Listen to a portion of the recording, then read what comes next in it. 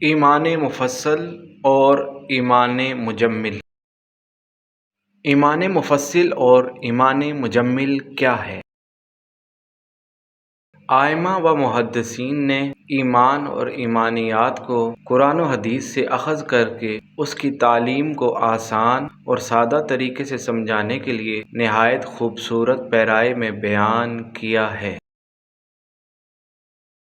علماء اسلام نے ایمان کی صفات کو دو طرح سے بیان کیا ہے: ایمان مفصل اور ایمان مجمل۔ ایمان مفصل میں قرآن و حدیث کی روشنی میں ثابت شدہ ایمانیات کو تفصیل کے ساتھ بیان کیا گیا ہے۔ ایمان مفصل یہ ہے: آمنت باللہ و ملائکتہ و کتبہ و رسلہ والیوم الآخر والقدر خیرہ و شرہ من اللہ تعالی والبعث بعد الموت۔ میں ایمان لایا اللہ تعالیٰ پر اور اس کے فرشتوں پر اور اس کی کتابوں پر اور اس کے رسولوں پر اور آخرت کے دن پر اور اچھی اور بری تقدیر کے اللہ کی طرف سے ہونے پر اور مرنے کے بعد اٹھائے جانے پر۔ ایمان مجمل میں ایمانیات کو نہایت مختصر مگر جامع طریقے سے بیان کیا گیا ہے، کیونکہ مجمل کا معنی ہی خلاصہ ہے۔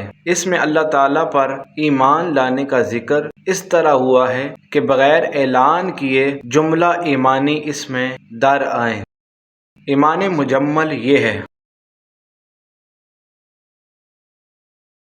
آمنت باللہ کما ہوا باسمائہ و صفاتہ و قبلت جمیع احکامہ اقرار باللسان و تصدیق بالقلب۔